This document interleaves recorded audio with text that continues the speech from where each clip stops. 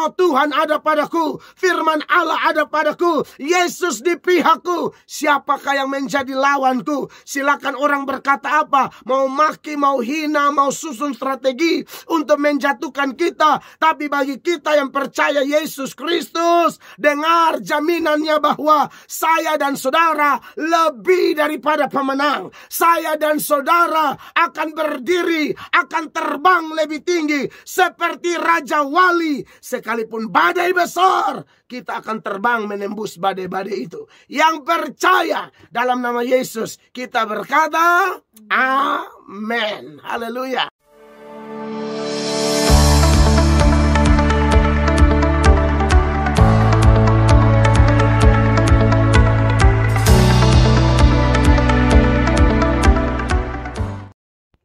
Puji Tuhan, saudara-saudara, pembacaan firman Allah pada saat ini terpilih dari 1 Petrus 2 ayatnya yang ke-6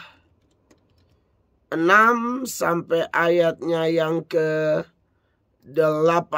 Sekali lagi, 1 Petrus 2 ayat 6 sampai ayatnya yang ke-8. Mari kita perhatikan ayat ini. Saya baca buat jemaat sekalian. Sebab ada tertulis dalam kitab suci, sesungguhnya aku meletakkan di Sion sebuah batu yang terpilih, sebuah batu penjuru yang mahal, dan siapa yang percaya kepadanya tidak akan dipermalukan. Karena itu, bagi kamu yang percaya, ia mahal, tetapi bagi mereka yang tidak percaya, batu yang telah dibuang oleh tukang-tukang bangunan telah menjadi batu penjuru, juga telah menjadi batu sentuhan dan suatu batu sandungan. Mereka tersandung padanya karena mereka tidak taat kepada firman Allah, dan untuk itu mereka juga telah disediakan. Bapak, Ibu, saudara-saudara yang diberkati oleh Tuhan Yesus Kristus, ya, kita mengucap syukur bahwa di hari ini kita bisa melanjutkan lagi pembahasan surat 1 Petrus, dan kita sudah dapat banyak pelajaran dari 1 Petrus pasal 1 seluruh ayat. Lalu kita sudah belajar juga 1 Petrus pasal 2 ayat 1 sampai ayat 5. Dan hari ini kita lanjut ayat 6 dan seterusnya. Menarik bahwa ketika baca ayat 6 sampai ayat 8, jelas bahwa yang dimaksudkan di dalam ayat 6, 7, dan 8 adalah Tuhan Yesus Kristus. Kenapa kok tahu-tahu ada sorotan khusus kepada Tuhan Yesus Kristus di dalam ayat yang kita baca tadi?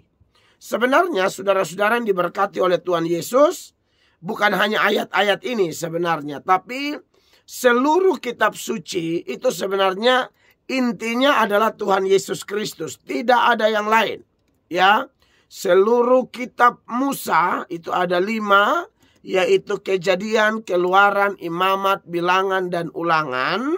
Lalu semua kitab para nabi, ya, itu semua adalah dipakai Tuhan, juru-juru bicara itu memberitakan tentang anak Allah yang maha tinggi, Tuhan Yesus Kristus, juru selamat manusia. Nah, saudara-saudara yang diberkati oleh Tuhan Yesus, saya contohkan salah satu data ya. Di dalam Lukas pasal 24, ketika Tuhan Yesus ketemu dengan Klopas dan temannya yang dalam keputusasaan, dalam kekecewaan, tinggalkan Yerusalem menuju Emmaus. Tapi puji Tuhan, Tuhan itu tidak pernah membiarkan anak-anaknya jatuh sampai tergeletak. Tuhan tidak membiarkan anak-anaknya ada dalam kebingungan, dalam kekecewaan, dalam keputusasaan yang berlarut-larut. Ya, baik dari dulu sampai hari ini, saudara-saudara. Jadi kalau ada saudara-saudara yang menghadapi sejumlah persoalan, masalah, pergumulan dalam hidup ini, dan saudara rasa-rasanya mau lari, mau begini, begitu, jangan. Tuhan mengasihi saudara. Ya, saya pernah mengalami pengalaman pelayanan berurusan dengan saudara-saudara yang sudah putus asa, bahkan nyaris bunuh diri, saudara-saudara. Bahkan sudah SMS saya tanya, apakah sebagai orang Kristen saya bunuh diri, saya masuk surga atau tidak? Saya dengan tenang, karena dia sudah siap segala sesuatu untuk mau bunuh diri saat itu. Lalu saya kasih kabar dia, saya bilang tidak boleh. Ya, bunuh diri bukan ciri anak Tuhan sejati. Kalau Anda tanya, saya bunuh diri masuk mana? Maka saya bilang Anda pasti masuk neraka. Tapi saya orang percaya. Oh tidak, Anda bukan orang percaya. Orang percaya asli tidak mungkin bunuh diri. Kenapa? Karena firman Allah terlalu banyak yang mengingatkan kita. Di mana Tuhan Yesus bilang, pencobaan-pencobaan yang kita alami itu tidak melebihi kekuatan kita. Allah itu setia. Allah akan memberikan jalan keluar saat kita ada masalah, saat kita mengalami pencobaan, dan Allah akan memampukan kita untuk kuat. Sebab pencobaannya tidak melebihi kekuatan. Jadi kalau ada orang menganggap pencobaan melebihi kekuatan, padahal janji Tuhan tidak melebihi kekuatan, maka orang itu bukan orang percaya sesungguhnya. Orang percaya itu tidak mungkin mengalami pergumulan sampai gila, kerasukan setan, bunuh diri. Itu tidak mungkin. Kalau sampai ada orang mengaku beragama Kristen, tapi ada masalah, lalu menjadi gila. Ya, kalau orang gila karena kecelakaan, benturan, itu beda cerita. Tapi kalau gila karena tekanan ekonomi, gila karena ditinggalkan pasangan, gila karena kehilangan jabatan, itu tidak mungkin, saudara-saudara. Tidak mungkin. Kalau sampai ada, sekalipun di agama Kristen, dengar, itu bukan Kristen asli. Ya, bukan. Jadi mau sakit penyakit, mau tantangan ekonomi, mau masalah rumah tangga atau masalah-masalah yang lain, tidak mungkin gila. Apalagi bunuh diri. Oh iya Pak Pendeta, tapi ada pendeta bunuh diri. Nah, pendetanya juga bukan Kristen sejati itu. Tapi dia tahu khotbah. Oh, kalau hanya tahu khotbah, setan juga tahu khotbah. Dia hafal ayat. Oh, setan juga hafal ayat. Dia punya suara bagus. Setan juga suara bagus. Lu mau apa yang setan tidak bisa? Yakobus 2 ayat 19 mengatakan, setan juga percaya kepada Tuhan sampai gemetar. Tapi setan bukan pribadi yang dipercaya oleh Allah. Nah, kalau orang percaya itu percaya Tuhan dan dipercaya oleh Tuhan. Sehingga dia tidak mungkin yang namanya bunuh diri dan lain sebagainya. Ya. Jadi akhirnya saya kasih kuat orang itu. Saya tegaskan tidak boleh. Kalau sampai bunuh diri, kamu bukan Kristen dan kamu masuk neraka. Puji Tuhan, Tuhan tolong melalui hanya SMS, sudah siap itu.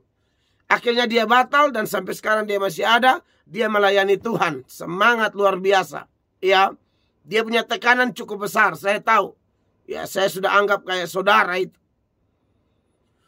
Dan dipulihkan oleh Allah, saudara-saudara. Nah, Klopas dan temannya juga sudah jalan-jalan menuju Emmaus dalam satu keputusasaan.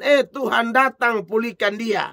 Tuhan yang sama, yang tidak berubah dahulu sekarang sampai selama-lamanya, dia juga sekarang mau tolong hari ini. Saat saudara dengar firman Allah ini, dia mau tolong siapapun Anda, apapun masalahmu, apapun pergumulanmu. Yesus berkata, marilah kepadaku semua yang letih, lesu, dan berbeban berat. Aku akan memberi kelegaan kepadamu. Haleluya. Ya, pasti. Pasti. Tuhan pasti tolong. Nah, menarik bahwa Yesus menghampiri Klopas dan temannya. Dan ayat yang saya pakai sebagai referensi ini Lukas 24 ayat 27. Lalu ia menjelaskan kepada mereka apa yang tertulis tentang dia dalam seluruh kitab suci, mulai dari kitab-kitab Musa dan segala kitab nabi-nabi. Berarti kalau pagi ini kita membahas 1 Petrus 2 ayat 6 sampai 8, dan saya bilang itu bicara intinya tentang Yesus. Sebenarnya bukan hanya 1 Petrus 2 ayat 6, 7 dan 8, saudara-saudara, tapi seluruh kitab suci. Ya. Seluruh kitab suci mulai dari Kejadian sampai Wahyu, intinya adalah satu nama. Nama di atas segala nama, nama yang indah, nama yang kita harapkan, nama yang di dalam doa-doa kita selalu tutup dengan berkata, di dalam nama Yesus aku percaya. Bapa menerima doaku, Bapa menerima diriku, Bapa memberi aku kekuatan melalui Yesus Kristus. Haleluya. Dan akhirnya kalau kita baca terus, nanti Klopas dan temannya merasakan ada kobaran di dalam hati saat Yesus menjelaskan firman. Saya harap kobaran di hati saudara juga ada saat saudara mendengarkan firman Tuhan hari ini. Karena kita bicara tentang pribadi yang sama. Ya, kalau kita lihat kembali 1 Petrus ya, dalam nats yang kita bahas, sebelum masuk kepada ayat 6, ayat 5 itu ada keterangan di sana bahwa Yesus batu hidup, kita juga jadi batu hidup. Yesus batu hidup di ayat 4, kita batu hidup. Lalu kita ini dipersiapkan menjadi imamat yang kudus. Dan pekerjaan dari imam adalah memberi persembahan. Dan saya sudah memberi keterangan atau memberi penjelasan-penjelasan secara sederhana, mudah dimengerti oleh Bapak Ibu sekalian yang mengikuti khotbah minggu lalu, bahwa saudara-saudara, sebagai imamat kita mempersembahkan doa kita, mempersembahkan syukur kita, mempersembahkan sedekah kita, lalu mempersembahkan juga hati yang hancur di saat kita bersalah. Seperti Raja Daud ketika hatinya hancur,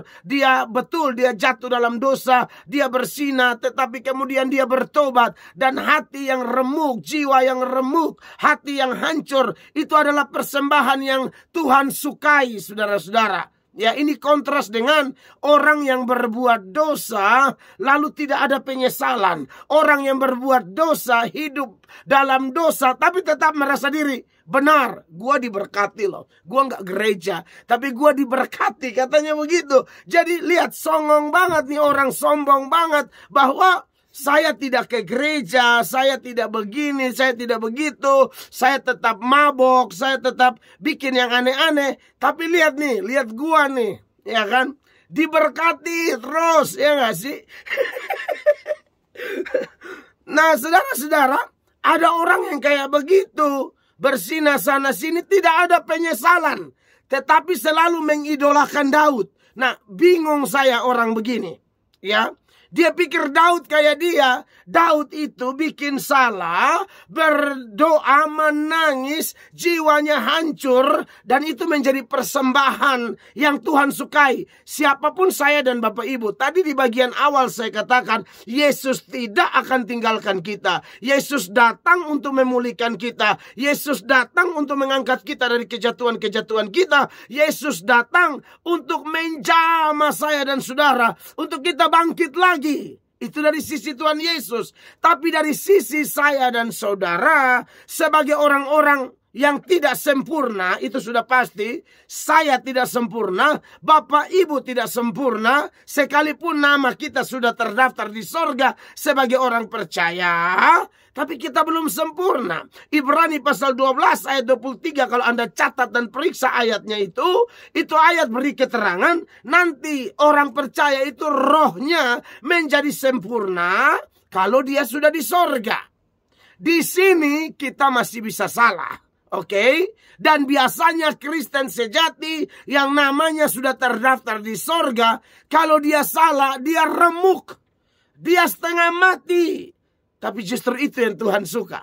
Ya, beda dengan mereka yang merupakan seteru salib yang membanggakan dosa-dosa mereka. Saudara bandingkan saja dengan apa yang Paulus katakan kepada jemaat di Filipi misalnya ya. Dalam Filipi pasal 3 ya. Di sana Paulus suruh orang-orang percaya untuk meneladani mereka. Lalu dia jelaskan tentang banyak juga yang seterus salib. Jadi teladani yang betul-betul orang-orang yang mau pikul salib gitu loh. Filipi 3 ayat 17 dan seterusnya.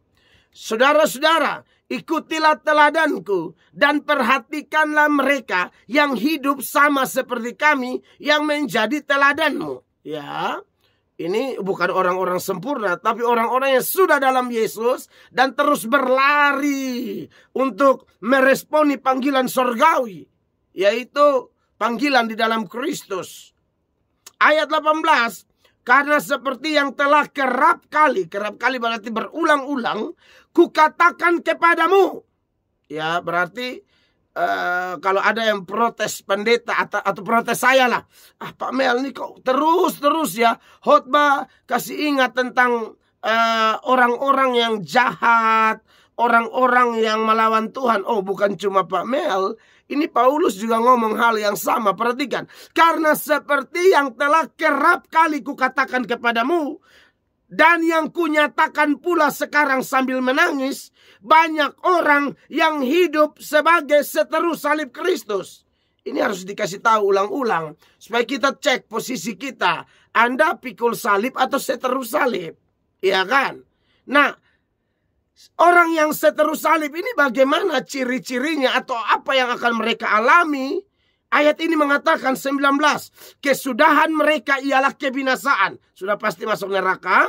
Tuhan mereka ialah perut mereka. Tuhan mereka bukan Tuhan Yesus. Yesus di mulut, tapi demi urusan perut mereka geser Yesus. Mereka geser ajaran Alkitab. Mereka geser prinsip-prinsip iman. Ya, gara-gara perut. Ya. Lalu dikatakan kemuliaan mereka ialah aib mereka. Nah, ini yang saya bilang. Kemuliaannya adalah aibnya. Beda sama Raja Daud. Raja Daud itu berdosa, remuk, menyesal, minta ampun, mau bangkit. Nah, itu Raja Daud. Dan itu persembahan yang berkenan yang saya singgung minggu lalu. Bukan membanggakan aib. Bukan cerita sudah tidur dengan berapa banyak perempuan, jenis perempuan dari mana-mana saja. Ya, dia putih, coklat, hitam, atau kuning, atau belang-belang. Bukan itu, bukan bangga dengan persinahanmu, ya. Bukan bangga dengan punya jabatan, punya uang, bisa piara perempuan, bisa main perempuan. Bukan itu. Orang begitu, Anda dengar, itu orang setan tuh.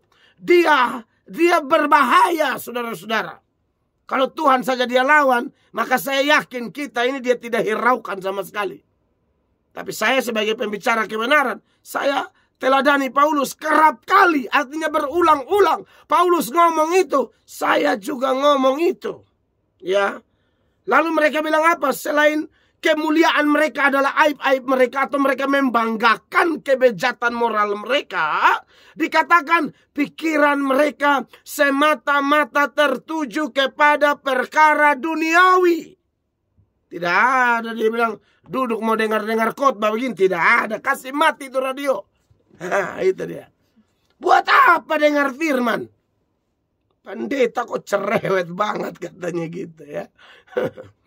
Dia mau pendeta yang halus-halus, yang halus-halus, tidak usah singgung, main-main lawak aja, bikin-bikin lucu, terus doa deh. Aduh, saya tidak bisa gitu dong. Masa main-main lawak doa lu enak saja. Saya dipanggil Tuhan bukan untuk main lawak. Saya dipanggil Tuhan untuk beritakan Injil. Saya dipanggil Tuhan untuk bongkar penipu-penipu. Saya dipanggil Tuhan untuk bongkar penjahat-penjahat. Yang pikirannya cuma perut atau di bawah perut. Itu aja. Ya, pikirannya jahat terus. Saudara, bagaimana Alkitab bahas ini lalu saya tidak bahas? Saya hamba siapa? Saya hamba Tuhan Yesus. Makanya Paulus bilang teladani aku dan orang-orang yang hidup seperti kami. Artinya hidup untuk kepentingan Injil. Jadi, itu persembahannya. Dan kemudian persembahan yang lain apa? Persembahan diri. Sesuai Roma 12 toh. Ya, ayatnya yang pertama dia bilang, persembahkanlah tubuhmu sebagai persembahan yang hidup, yang kudus, dan yang berkenan kepada Allah. Itu adalah ibadahmu yang sejati. Jago khotbah, jago menyanyi, menyumbang gereja, sibuk di gereja, capek di gereja, tapi tidak menyerahkan diri sungguh-sungguh, ini juga tetap masuk neraka. Ulang. Kasih uang di gereja, kasih tenaga di gereja, ya, bisa khotbah, bisa menyanyi. Saya kasih dengan yang khotbah sekalian supaya pendeta juga kenal. Lalu yang lain-lain, tapi tidak ada penyerahan total. Menjadi aktivis-aktivis, pengerja-pengerja, tapi jahat. Memangnya ada orang begitu, Pak Mel? Ya ada dong, masa tidak ada? Kan saya khotbah, apa-apa selalu ada di Alkitab, ya. Saudara, lihat lagi ini juga Paulus tulis juga ulang-ulang juga. Perhatikan, Filipi 3 ayat 1, kan ada 1a, ada 1b di Alkitab kita itu ya. Yang 1b dia bilang begini, menuliskan hal ini lagi kepadamu. Artinya ini hal yang diulang juga. Menuliskan hal ini lagi. Berarti sebelumnya sudah, tapi perlu dikasih tahu lagi. Menuliskan hal ini lagi kepadamu tidaklah berat bagiku, dan memberi kepastian kepadamu. Lalu ayat 2 dia bilang begini, hati-hatilah terhadap siapa? Anjing-anjing. Ini bukan anjing betulan. Orang yang karakternya kayak anjing.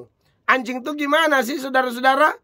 Ya, anjing itu yang pertama, kalau kita baca Alkitab, ini sebenarnya kalau di kalangan orang Yahudi ini sebutan yang familiar bagi non-Yahudi. Tapi juga ada bagian-bagian Alkitab yang mengatakan, Yesus bilang apa?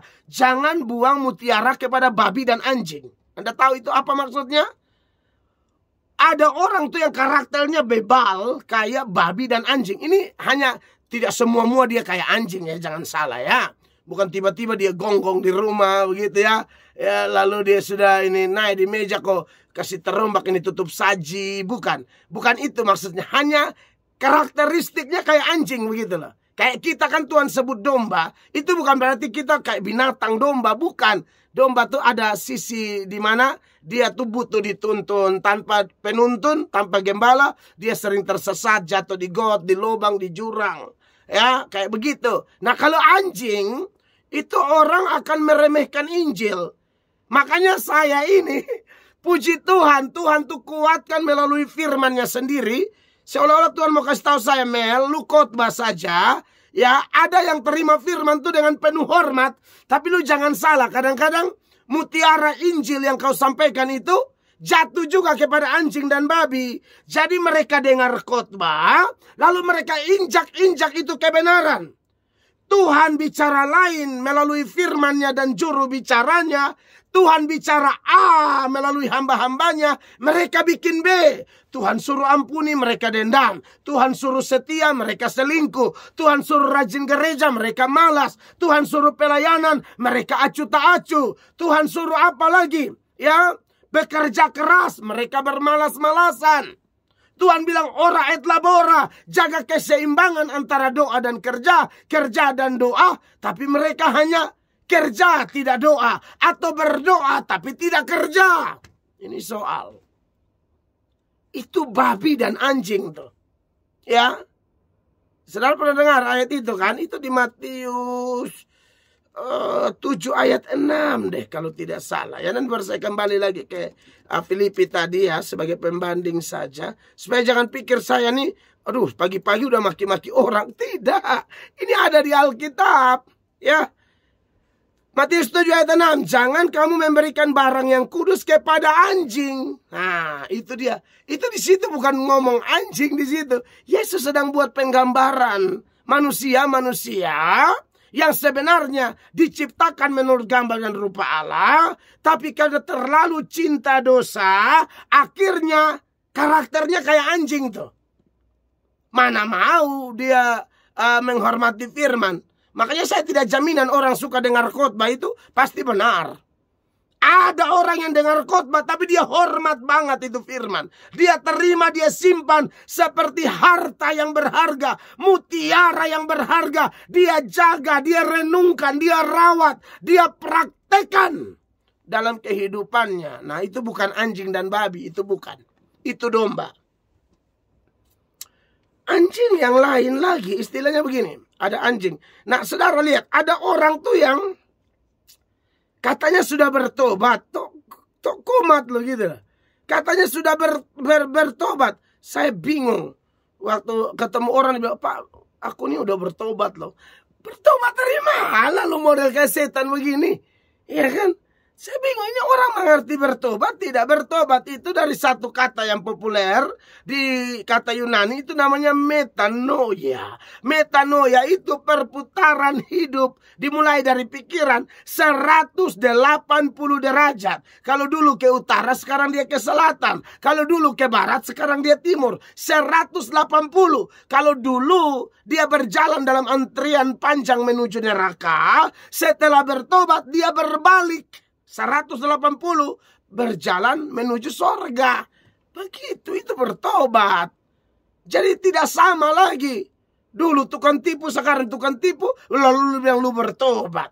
Dulu sombong angku, sekarang sombong angku, kau bilang kau bertobat. Dari mana? Dulu beta selingkuh sampai 6, tapi sekarang puji Tuhan tinggal 1 saja. Oh, itu sama aja, bohong.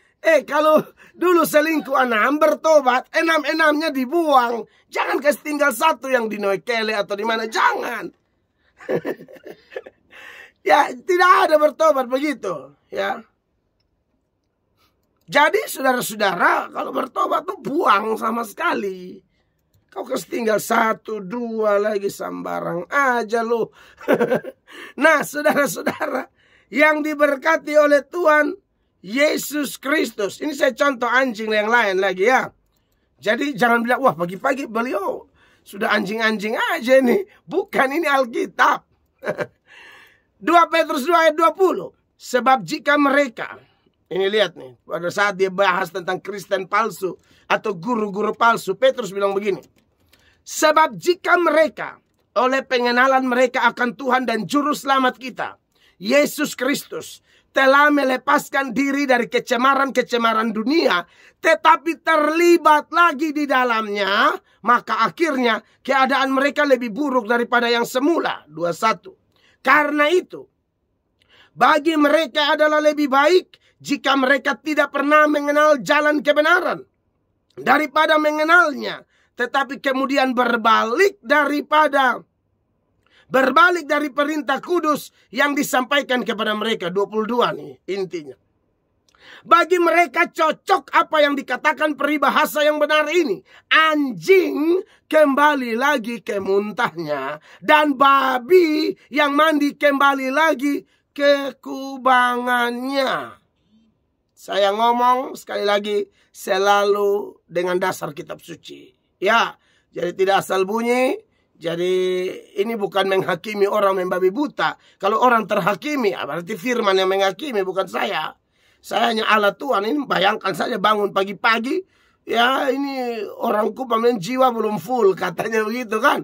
Tapi Tuhan sudah ingatkan ini di hari yang diberkati ini. Bahwa banyak orang aktif tapi jahat. Nah, saya sedang tekankan, serahkan diri sungguh-sungguh. Bukan hanya sibuk tapi tanpa penyerahan. Karena faktanya Filipi 3 ayat 2 itu, ini orang-orang yang sibuk tapi tidak bertobat. Makanya Paulus bilang, hati-hatilah terhadap anjing-anjing. Sudah saya kasih keterangan tadi.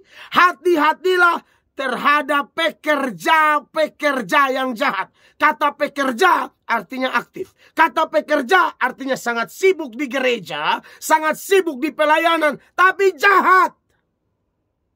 Hati-hati, ini saya ngomong nih. Pengkhotbah yang selingkuh bertobat. Ya.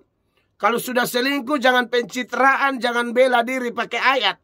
Bilang saya berzina, saya mau bertobat. Nah, itu orang lebih simpati daripada sudah berzina, bela-bela diri lagi, bilang saya berharga. Iya, bukan itu yang orang mau dengar. Ngaku di depan umum, itu bukan lu masalah lu berharga tidak berharga. Ya, iya, tapi ini orang omong banyak. Orang hidup benar aja orang omongin. Masa lu bersinah nggak boleh diomongin? Yang benar aja lu, iya kan? Orang yang hidup benar aja kayak Tuhan Yesus aja, orang omong dia punya nama. Apalagi kamu yang jelas-jelas ganggu istri orang, selingkuh sama jemaat. Itu kamu harus lebih mengaku dong. Lu harus lebih siap kena ngomong. Itu biasa itu. Kita yang ada melayani baik-baik, saya kena omong tiap hari kok.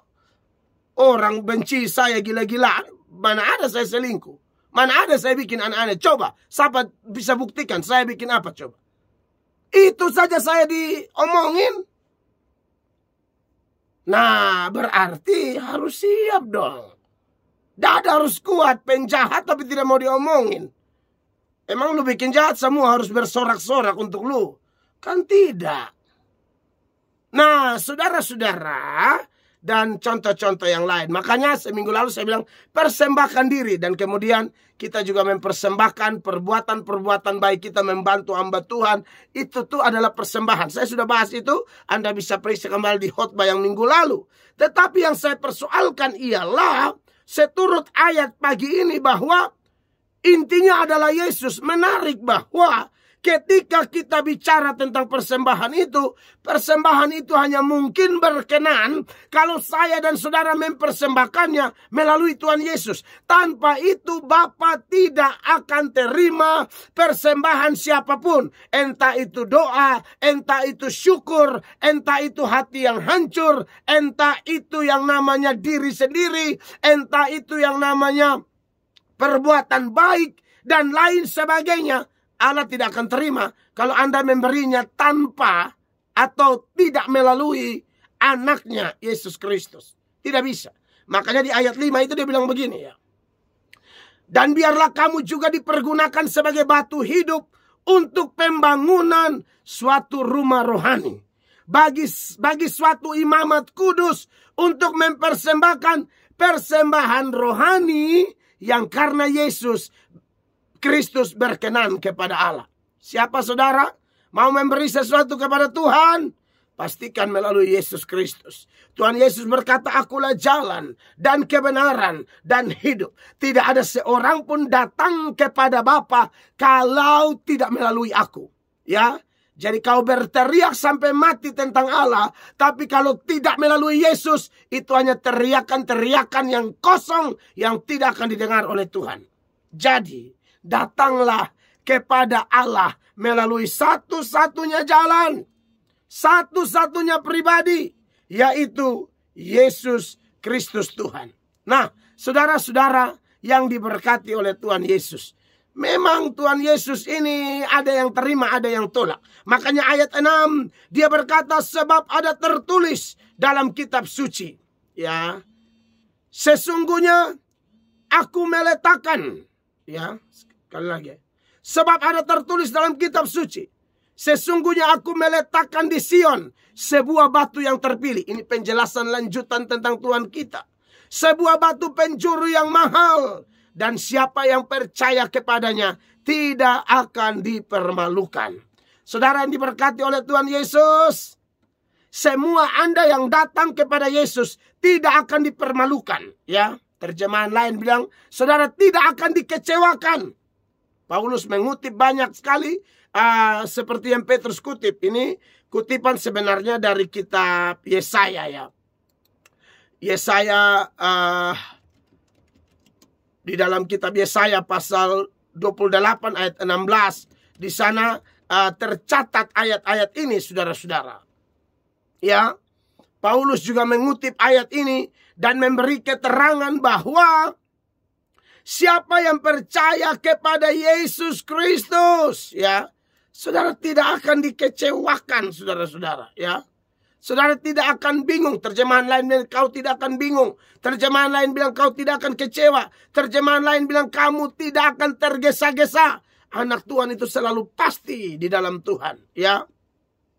Paulus bilang begini di Roma 9 ayat 33 kutipan yang sama. Seperti ada tertulis, sesungguhnya aku meletakkan di Sion sebuah batu sentuhan dan sebuah batu sandungan, dan siapa yang percaya kepadanya tidak akan dipermalukan. Ya, dari terjemahan New American Standard Bible, dia berkata, will not be disappointed. Artinya saudara-saudara, orang itu tidak akan dikecewakan. Kenapa kata ini dimunculkan? Artinya begini. Waktu kita mau datang kepada Tuhan, benar-benar mengandalkan Tuhan, memang kadang-kadang keadaan sekitar kita tuh seperti sangat mengecewakan sekali. Anda baca di dalam Matius pasal 11 ayat 2-6, Yohanes Pembaptis mengutus murid-muridnya ketika dia dalam berpenjara. Murid-muridnya diutus kepada Yesus untuk bertanya, engkaukah yang kami tunggu atau yang lain lagi? Artinya Yohanes juga sempat ada keraguan-raguan. Tapi Yesus jelaskan, kasih tahu Yohanes apa yang kamu lihat. Semua tanda-tanda kemesiasan. Ya, orang sakit disembuhkan, bla bla bla. Itu tanda kemesiasan. Lalu Yesus berbahagialah orang yang tidak menjadi kecewa dan menolak aku. Jadi sebenarnya ada banyak keadaan gara-gara ikut Tuhan. Kita dihina, difitnah, dikucilkan. Kita dianggap orang aneh. Betul. Bagi ukuran dunia, aduh kecewa ya. Tapi sebenarnya Anda tidak akan kecewa. Karena Tuhan akan menghibur Anda. Tuhan tidak akan mempermalukan Anda. Tuhan akan promosi Anda. Tuhan akan angkat Anda. Tuhan akan buktikan kepada dunia bahwa orang yang ikut aku tidak akan kecewa. Siapapun Anda, ya. Siapapun Anda yang datang pada Tuhan, Anda tidak akan kecewa. Lalu itu dilanjutkan di ayat 7. Karena itu bagi kamu yang percaya, ia mahal. Ya, ini sikap orang kepada Yesus beda ya. Kita yang percaya, Yesus mahal. Yesus di atas segala-galanya.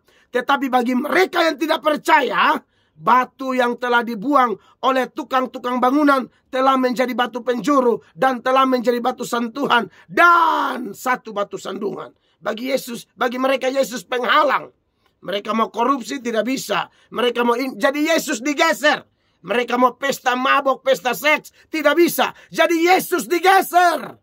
Yesus menjadi masalah buat mereka. Kalau kita tidak, Yesuslah satu-satunya pribadi yang mahal. Kenapa orang-orang itu tolak Yesus? Ayat 8 berkata, mereka tersandung padanya karena mereka tidak taat kepada firman Allah. Ya, mereka tidak taat pada firman Allah. Makanya Yesus jadi masalah. Tapi Anda yang mentaati firman, mencintai Tuhan, engkau akan menyembah Dia dalam roh dan kebenaran. Dan engkau akan berkata, bagiku, sekali Yesus tetap Yesus, sekali maju tetap maju, sekali bertobat tetap bertobat. Saya lupakan apa yang di belakang. Saya lari kepada panggilan surgawi. Dan saya tahu, saya tidak berlari sendiri. Tapi roh Tuhan ada padaku. Firman Allah ada padaku. Yesus di pihakku. Siapakah yang menjadi lawanku? Silakan orang berkata apa, mau maki, mau hina, mau susun strategi untuk menjatuhkan kita. Tapi bagi kita yang percaya Yesus Kristus, dengar jaminannya bahwa saya dan saudara lebih daripada pemenang. Saya dan saudara akan berdiri, akan terbang lebih tinggi seperti Raja Wali. Sekalipun badai besar, kita akan terbang menembus badai-badai itu. Yang percaya dalam nama Yesus, kita berkata, amin. Haleluya. Silakan Kaningsi, kita masuk tanya jawab. God bless you all.